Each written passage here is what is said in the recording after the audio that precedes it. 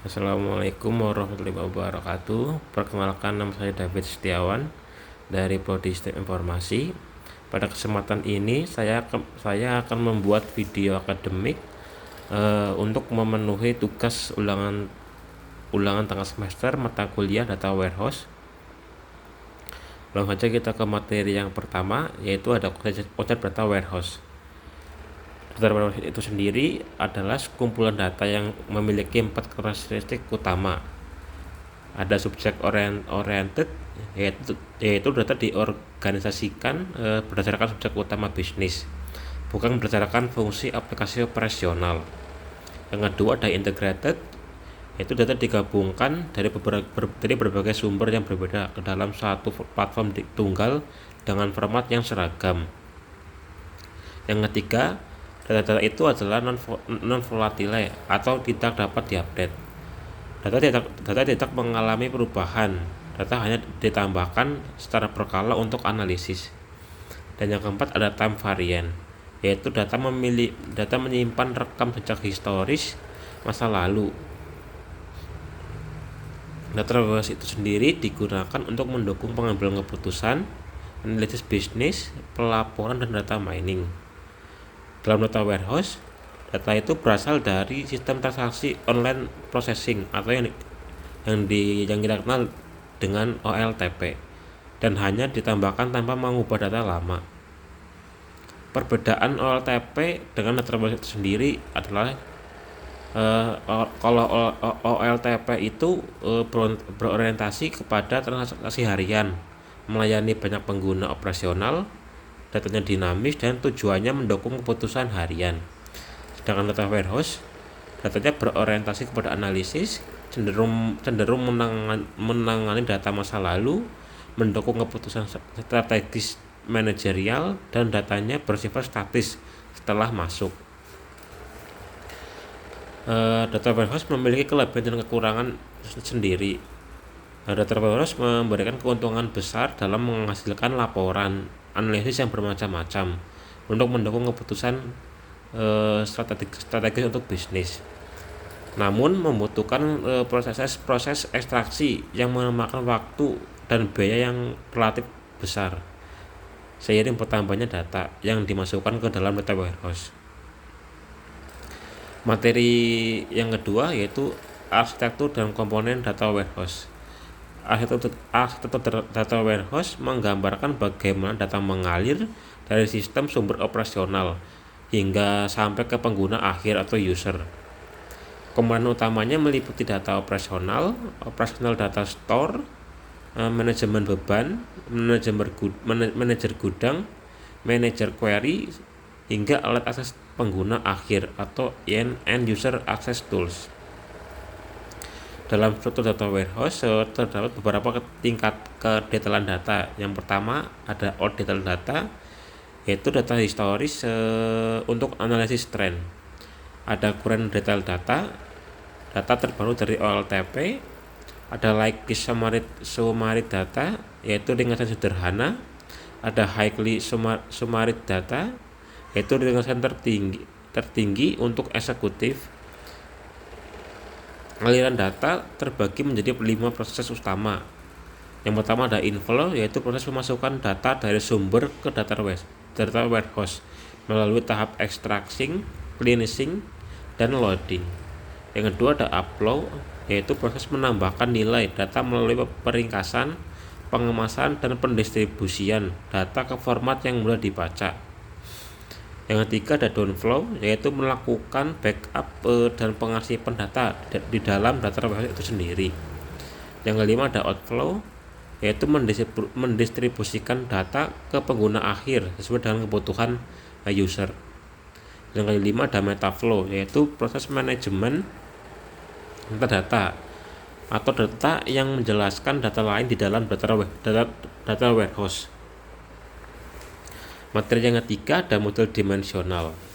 Model dimensional adalah pendekatan pemodelan data yang digunakan untuk menyusun data agar mudah dianalisis, dilaporkan, dan digunakan dalam pengambilan keputusan.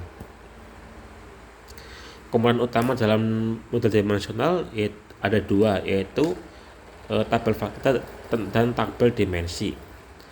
Tabel fakta itu sendiri adalah tabel pusat yang berisi data aktual kuantitatif dan berisi kumpulan foreign key dari tabel dimensi. Sedangkan tabel dimensi adalah tabel yang berisi deskripsi atau konteks bisnis dari data yang ada di tabel fakta. Dalam pemodelan dimensional, terdapat dua skema utama yang sering digunakan. Yang pertama ada star skema atau skema bintang, adalah struktur logis yang menempatkan tabel fakta di bagian tengah, kemudian dikelilingi oleh tabel-tabel dimensi. Kelebihannya sederhana, mudah dipahami, biasanya lebih cepat digunakan untuk proses query analitik. Yang kedua ada snowflake schema, yaitu variasi dari skema bintang yang melakukan normalisasi kepada tabel dimensi. Artinya tabel dimensi dapat dipecah menjadi beberapa bagian yang lebih kecil untuk mengurangi redundansi data. Kelebihan dari model ini yaitu lebih hemat ruang penyimpanan dan lebih mudah dipelihara. Namun kelemahannya, proses query-nya dapat menjadi lebih panjang atau lebih kompleks karena harus melibatkan banyak tabel. Materi yang keempat ada desain logical data, yaitu tahap perancangan model data yang berfokus pada bagaimana kebutuhan bisnis diterjemahkan menjadi struktur data yang mudah dipahami sebelum masuk ke tahap implementasi fisik. Tujuannya adalah untuk memenuhi kebutuhan informasi pengguna secara spesifik, memudahkan pemahaman struktur informasi, serta mendukung optimasi pemrosesan. Dalam data warehouse terdapat dua jenis model utama, yaitu logical modeling dan physical modeling.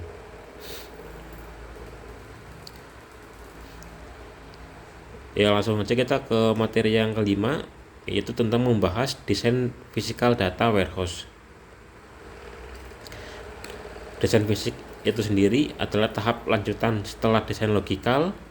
Jika desain logikal berfokus pada hubungan data berdasarkan kebutuhan bisnis, maka desain fisik berfokus kepada bagaimana struktur data tersebut benar-benar disimpan, diatur, dan dioptimalkan, lalu dikelola dalam sistem database.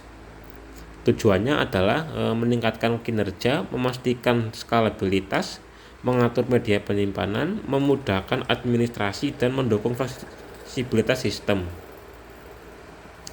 Langkah-langkah dalam desain fisik ada mengembangkan standar, membuat rencana agregat, strategi indexing. Aspek lain yang tidak kalah penting adalah bagian partitioning, yaitu teknik membagi tabel besar menjadi beberapa bagian yang lebih kecil agar lebih mudah dikelola dan lebih cepat diakses. Dalam partitioning itu sendiri terdapat beberapa jenis partitioning. Yang pertama ada range partitioning, yaitu pembagian data berdasarkan rentang nilai kunci tertentu, seperti rentang tahun atau tanggal. Yang kedua ada hash partitioning, yaitu membagi data berdasarkan algoritma hash pada kolom tertentu, misalnya ID pelanggan. Yang ketiga ada list partitioning, yaitu membagi data berdasarkan daftar nilai tertentu, seperti wilayah, provinsi, atau negara. Sementara range hash dan range list partitioning merupakan teknik partisi komposit yang menggabungkan dua pendekatan partisi.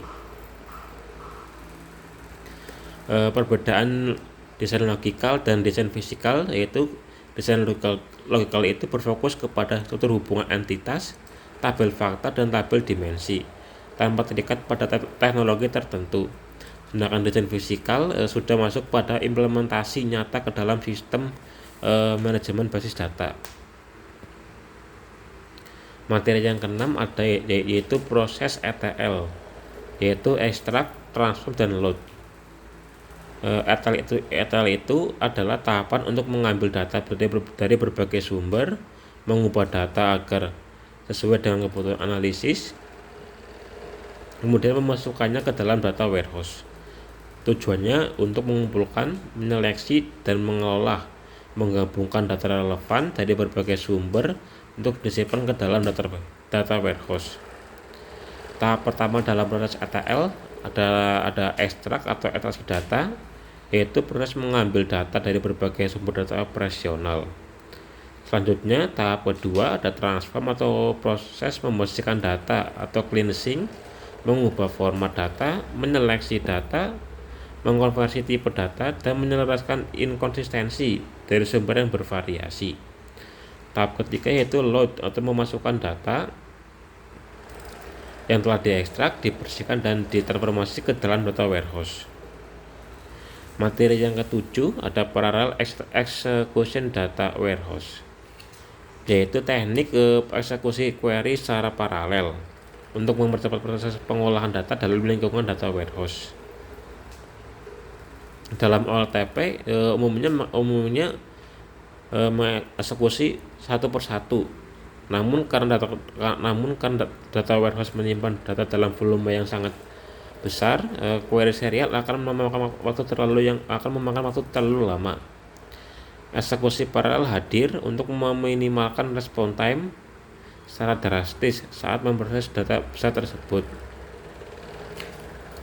Tingkat keparalelan yang menentukan beberapa banyak proses pekerja yang akan dialokasikan oleh sistem untuk menyelesaikan satu tugas query. Parallel DBMS menjalankan query melalui dua pendekatan utama, yaitu intent query parallelism adalah memungkinkan beberapa query dari beberapa transaksi berjalan secara bersamaan. Selain inter ada intra query paralel, yaitu memungkinkan satu query dipecah menjadi beberapa bagian yang dieksekusi secara paralel. Komponen alur kerja eksekusi paralel. Yang pertama ada parallel execution coordinator, yaitu bertindak sebagai pengatur utama. Komponen ini menerima query dari user, memecah operasi tersebut menjadi sub tugas, mendistribusikannya ke server, dan mengumpulkan kembali hasil akhirnya untuk dikembalikan ke pengguna. Yang kedua ada parallel execution server, yaitu kumpulan prosesor atau pekerja independen yang mengeksekusi tugas yang diberikan oleh koordinator secara bersamaan dan mandiri. Selain parallel execution, teknik analisis data menggunakan rollup, coup, dan top and query. Rollup itu digunakan untuk menghitung subtotal bertingkat dan grand total berdasarkan urutan dimensi tertentu. Sedangkan coup digunakan untuk menghasilkan kombinasi subtotal yang lebih lengkap dibandingkan rollup. Sedangkan top and query itu sendiri digunakan untuk menampilkan data dengan nilai tertinggi atau nilai terendah. Ya, sekian yang dapat saya sampaikan. Kurang lebihnya saya mohon maaf. Terima kasih. Wassalamualaikum warahmatullahi wabarakatuh.